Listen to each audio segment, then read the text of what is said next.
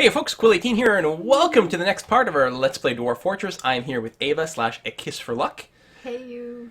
And we have now embarked, we have arrived. Now it is early spring, and where we are, apparently it's temperate enough that there's still snow on the ground. Hopefully that will break pretty soon. Is that what we're seeing? That is why everything is white and very dull. Okay. But hopefully that snow will melt very soon, and we will get a nice, beautiful green spring and summer to enjoy.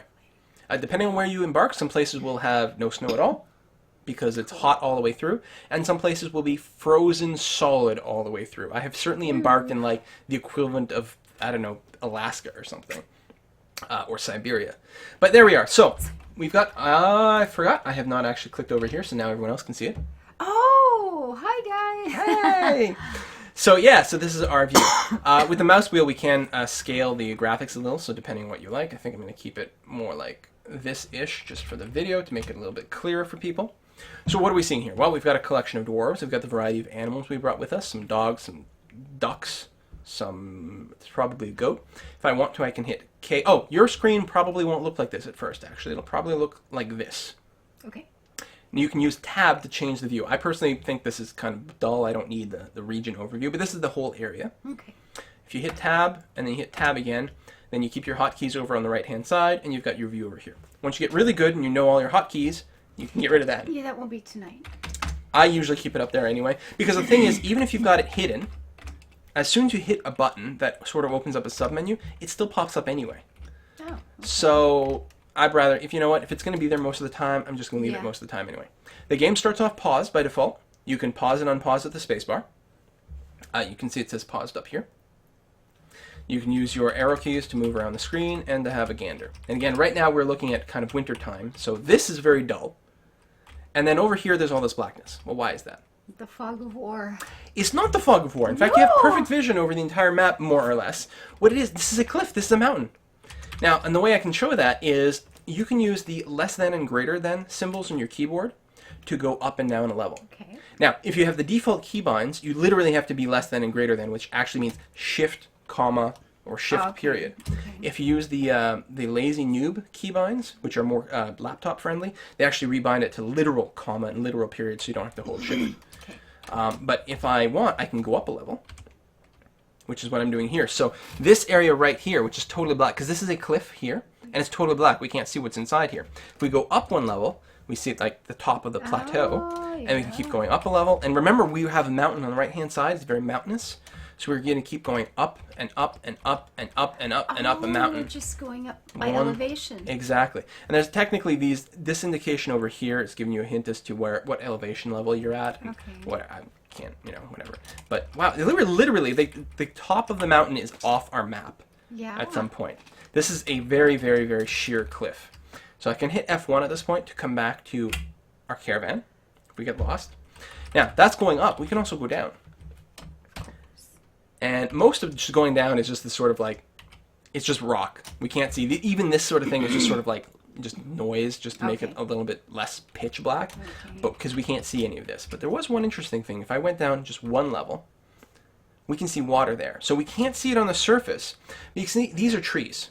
Okay, I wonder what the little white balls were. Yeah, these are trees. These are snow-covered trees. Oh, of course. But there's one little area you can almost trace out here that's got no trees. Yeah. If I go down, you can see this is our river. Oh, it's river and little over lakes with and ponds and things. Yeah, and this is actually iced. When this melts, we're going to see the water and we're going to see it flow. Nice. Right now it looks dull, but it'll hopefully, depending on how warm of a climate we're in, it might literally melt in just a minute from when we unpause.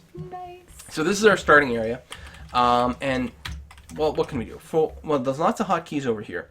One of the interesting things to start with is the K key, which is your look. So if we hit K, I like look. Now we've got a cursor we can move around, and we can put it on things. Like we can put it on this stray hen. This is a tame hen we brought with us, and a dog. And this is a snow-covered willow. And you'll notice everywhere you go, there's a pile of snow. But you can see here, well, those are some nice pebbles. That would be along the street. And a nice boulder. Yeah. And then over here, we've got snow-covered ice. This is our actual river. The interesting thing is, if it happens to melt while people are on it, they'll pretty much drown. So this is actually a really, really risky place to be, since we're literally right next to the river. We'll see how that goes. We're gonna have to dismantle pretty quickly. So we can keep exploring people this way. But here's Aleth Nishtaduk. He's our hunter. Or he or she, I don't know yet, actually. But we only get certain information here. We can hit enter to view. So we can hit enter. Doesn't tell us much here, but we can hit enter again to get thoughts and preferences. This brings us back to that screen very similar to some of the other things that we've seen before. It is a she, so our hunter is a woman. And this first line, this first paragraph actually will change quite a bit as the game goes on and give us descriptions of how she is feeling. She will be happy because of reasons X, Y, and Z, unhappy because of reasons A, B, and C. How is she overall? Because if the dwarves get miserable, they will throw a temper tantrum, break things, possibly get in fights. Very, very bad. So we can explore people that way. Love it. Another way to explore is if we hit V instead. Then we get slightly different information. Again, we're going to look at Alith, our hunter. We can see currently she has no job. We can find her skills. Good marks dwarf, good dodger, ambusher. Ambusher is a skill you use for hunting. Observer, leader, teacher. This actually is probably a pretty good candidate to be our sort of overall expedition leader. Surprised that she's not. And there's a few other things that are in there. Like we can hit I to see her inventory at this point. She's wearing cave fish leather trousers, giant cave spider silk dress, pigtail, which is a type of plant, fiber robe, alpaca wool cloak, and so on and so forth. She's got socks and shoes, and literally everything about her is mapped out. Nice. And well, she's a hunter. As soon as we unpause the game, she's almost certainly going to pick up a crossbow and some bolts and a quiver and equip herself to go hunting. So again, we're still paused. One of the other screens we can look at is I can hit U and get a list of all the units currently present in the game. So we have our 7 citizens, obviously. And again, we can see Alith right there, our hunter. If I hit to the right, we can see all our pets and livestock. Nice. If I hit to the right, I get the other screen. Currently, there's no other creatures nearby, but I'm willing to bet, since we are in such wilds, very soon we're going to get some creatures in here of varying degrees of dangerousness. We might get black bears, I don't know. And that's what our hunter is going to start to hunt. As soon as she detects that there's creatures nearby that can be hunted, she will go out and hunt them. Dead and missing? Dead and missing, we don't have that yet. But at some point, people are going to die. Go missing. Yeah, well, that's the interesting thing, is people can die, and until other dwarves find the body, they don't know what's happened to them. Oh, jeez. So, that's kind of sad. Yeah, now if you find the body, you can inter them. If you don't find the body, you can still at least put up kind of a tombstone, a slab, a memorial slab.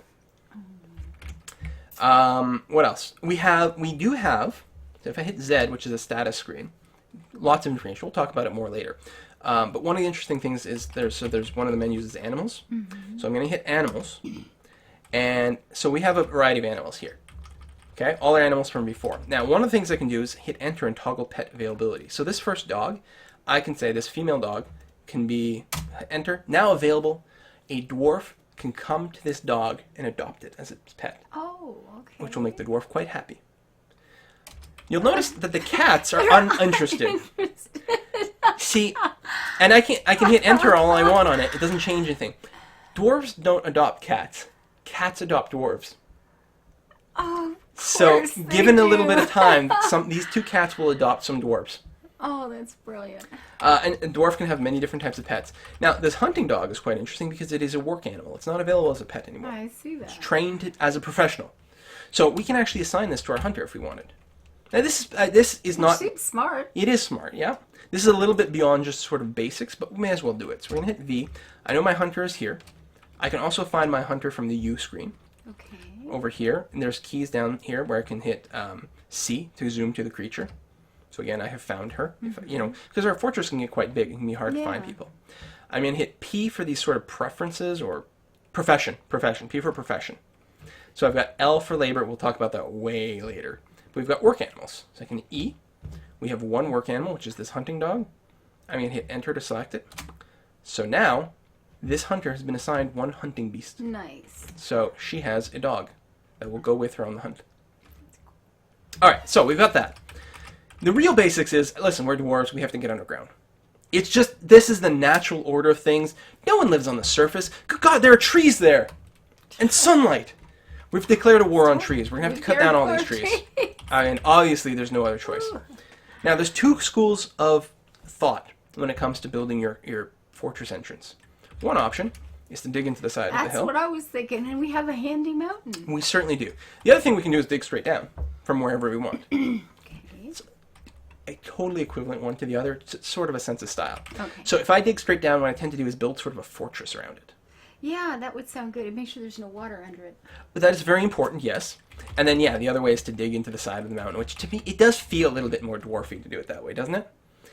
Now, one thing I like is if I happen to have a plateau. Now, this is a bad example, but in one of the other games, like I had a plateau that was sort of off on itself like this, like, you know, sort of almost like a peninsula above everything else, and just like one sort of area kind of flat down here that kind of connected the rest of the world. So what I did is I actually built just a downward stair in the middle of the plateau there. These triangles, these represent the slope on the side of the hill. Okay. You can remove all that. So this became a sheer cliff. Nice. So there was only one way to get to my sort of peninsula where I had everything, and then I built a wall across that. Nice. You know, I made myself Yeah. nice and isolated and safe. But in this case, I think I agree. We'll dig into the side. Now, do we want to dig in down here or up here? It doesn't really matter. Actually, I feel like this around here might be a little bit more central. Okay. So maybe we'll dig in. I suppose we could even dig in right here.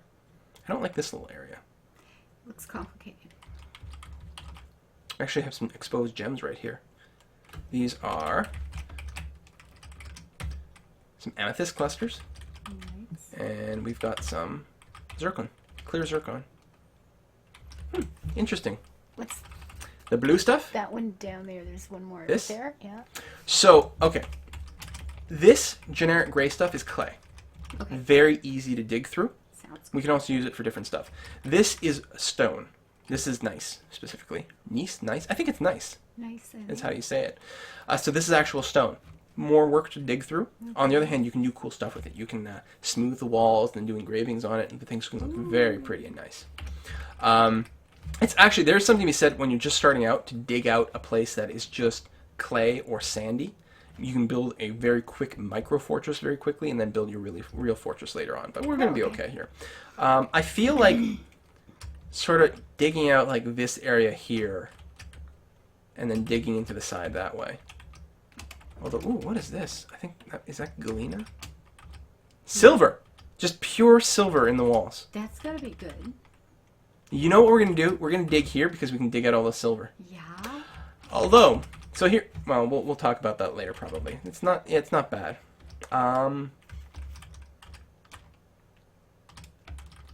Sure, why not? Let's dig out over here. So we can do something like, now I like to dig out a 3x3 wide. So, okay, how do you dig? So there's this button called designations. And what you do is you designate an area for the dwarves to do something. For example, because I happen to be outdoors right now, it defaulted to chop down trees. But I've got mine, I've got chop down trees, which is T, I have gather plants, which is P. So what I could do is I could designate chop down trees. Like, yeah, that sounds good. We hate trees. That's right. No, trees are bad. Yeah, so I'm going to designate some of these trees over here to be chopped down by my woodsman, or woods dwarf. So I've got my cursor, I've got chop down tree selected, I can hit enter. Now there's one blinking little square, and then I'm going to drag it out over here to the bottom left corner, and hit enter again. And all these trees have been designated to be chopped down. So it just kind of draws a square. You go from corner to corner. And you Exactly. Okay. So now I'm going to hit D for mining. I'm going to go over here where our silver was, and I'm going to drill into the mountain this way, like so. Nice. So, and I'm going to unpause it for the first time, and people will start getting busy. The miners will pick up, we've got two miners, we've got two picks. The miners will pick up their picks and go mining. The woods dwarf will grab an axe and go chopping, and the hunter should equip themselves with their bow, quiver, arrows, that sort of thing. So I'm unpausing, and now they're going to go off and start to do things. Oh, they're doing little things. All right, so the miner's going to go over here. You can see the blinking showing where they're going to dig next. And there they go. So you're going to start digging into the walls. Trees are being chopped down and converted into logs. And some people are just sort of standing idle, right? They've got no job. If I hit U, I can get my list of units. We can see what everyone is doing. Oh, we do have, our hunter is hunting. Nice. And yeah, the other three have no job right now. The mason, I mean, he has no masonry workshop. He's got no stone, nothing like that. Butcher, nothing. The butcher, planter, we don't have any farming plots, anything like that. Although planter does lead nicely into the next thing. One of the other things we can designate is the gather plants option, which I like to do quite a bit early on. We can find maybe some berries and things. I mean, I know it's winter, but there's or it's early spring. Gotta be food somewhere. Sure. Those little fiddlehead ferns are coming up. There you go. Yeah. So what I'm going to do is I'm going to block out an area here. Now, the herb and plant bushes don't really show up on the map here, but if I hit enter a second time, now you can see there's some just snap it highlighted for things. you. There's some bushes that were in here, and if I go to K for look, then I can see there's some shrubs here. Hair grass, or another shrub. So it's going to go to all these shrubs, and they're going to take a look at all these and pick them clear of berries. So I believe our planter, by default, is going to have that job. But we're still going to have a couple of idle people. All right, so if I give it a tick and then hit U, there we go. So our planter is currently gathering plants. And we still have 2 people left who aren't doing anything. Yes. They should make beer. They should. That is definitely a possibility. They could also help gather plants. How hard could it be to pick berries? You would think, yes. So why are they not? Because you didn't tell them to.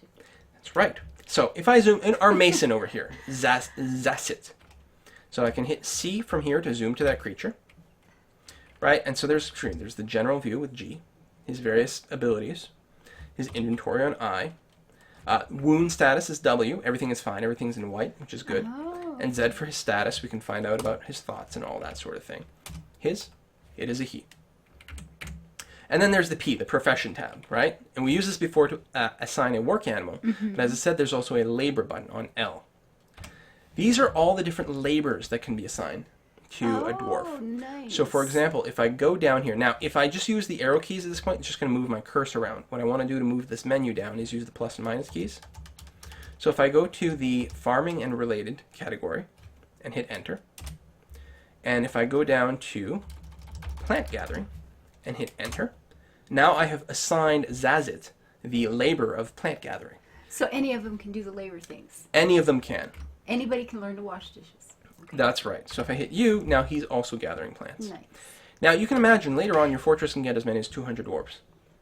Oh. Managing the labors that way is a huge pain in the ass. Oh, you think? So you don't do that. What you do is you go back to your lazy noob pack window Lazy noobs for the win. and you go to utilities and you click on Dwarf Therapist.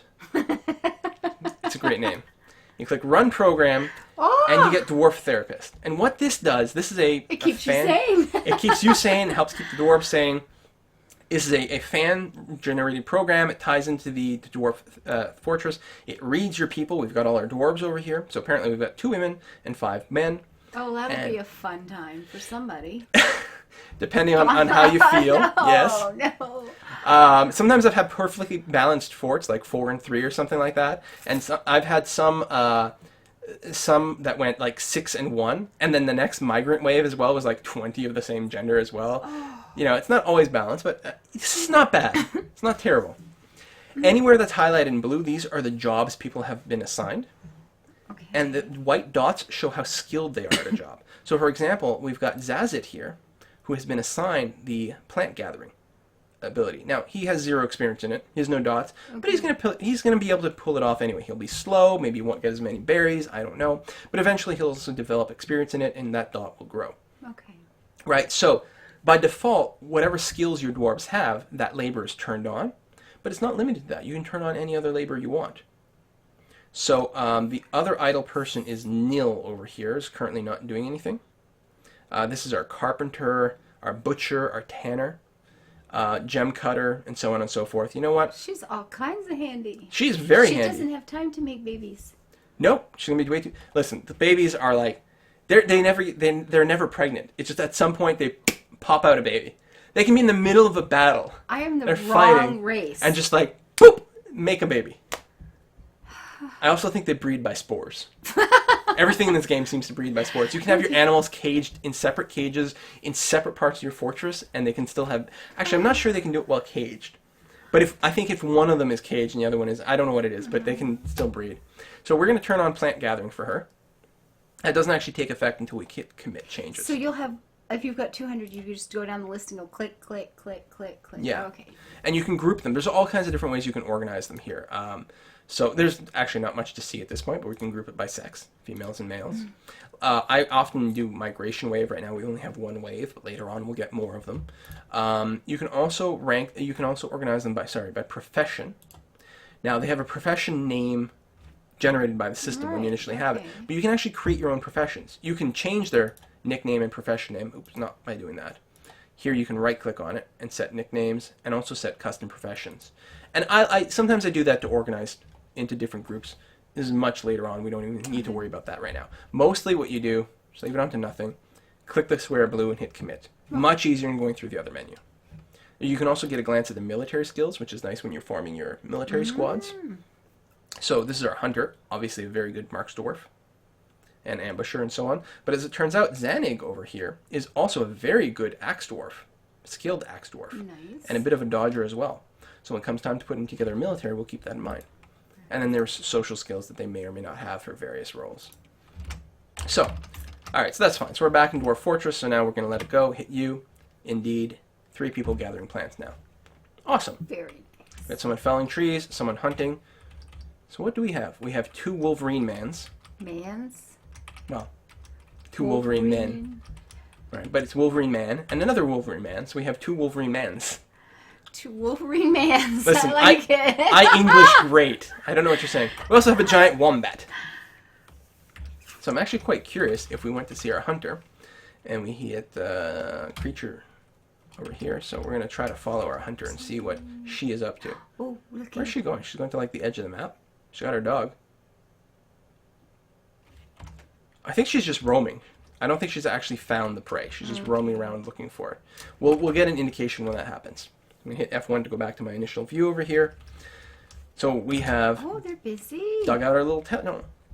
Now, we don't want goods outside, right? We have goods, and we do. We have our animals. We actually have, if I hit Q, Q is a handy tool that is used to observe buildings. Actually, that's not helping at all this time. We'll come back to Q later on. Hit K to go back to our look.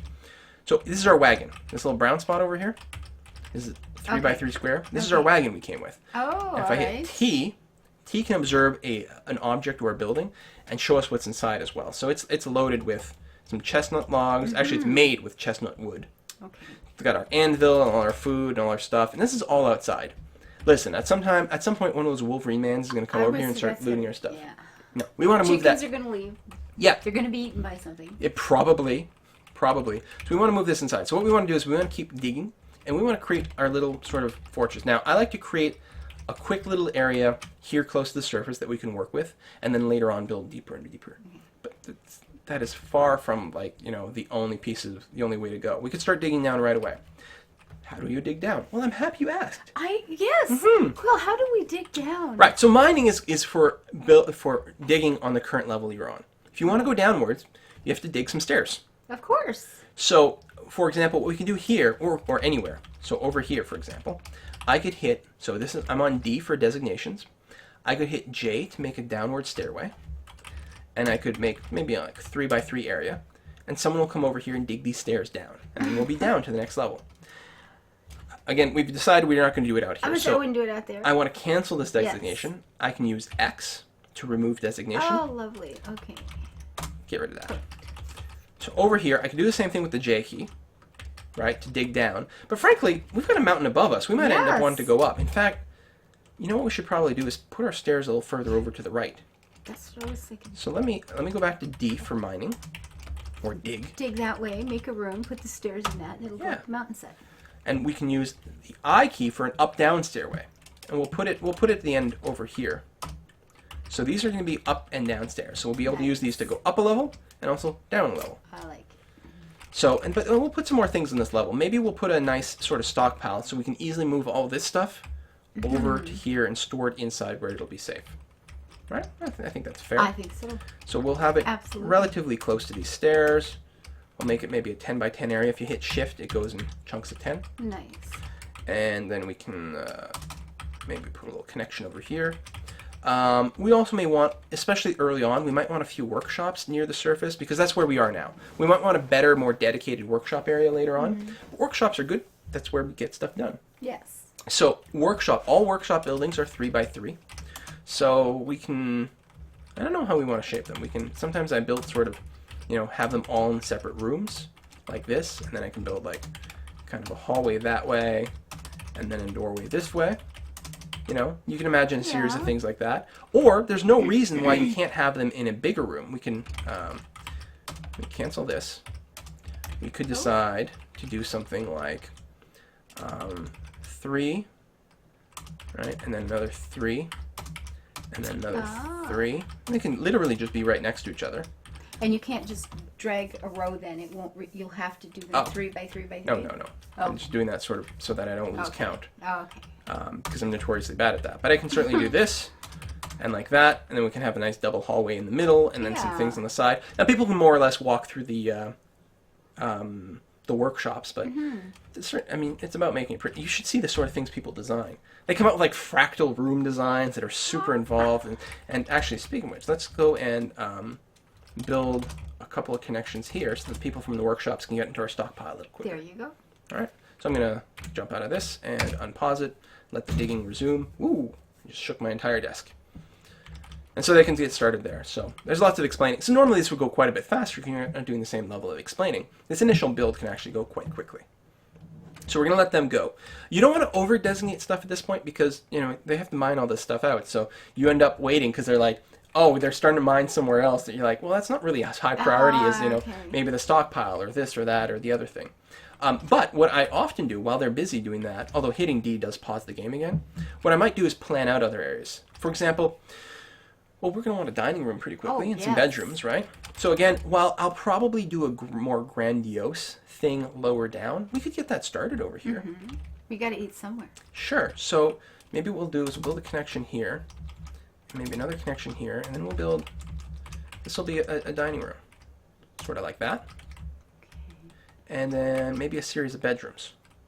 How big do we want the bedrooms? The bedrooms at a minimum really need 3 spaces. You need a space for a bed, a space for some sort of storage like a chest, and maybe a cabinet. You know, give them room to store things, right? That's at the minimum. You can have it much bigger, and in fact, when you get nobles later, they really want something quite grandiose. But let's build the minimum now. So that means 3 squares for the actual bedroom. They'll need 1 tile for a door, and then, you know, some sort of hallway to reach there.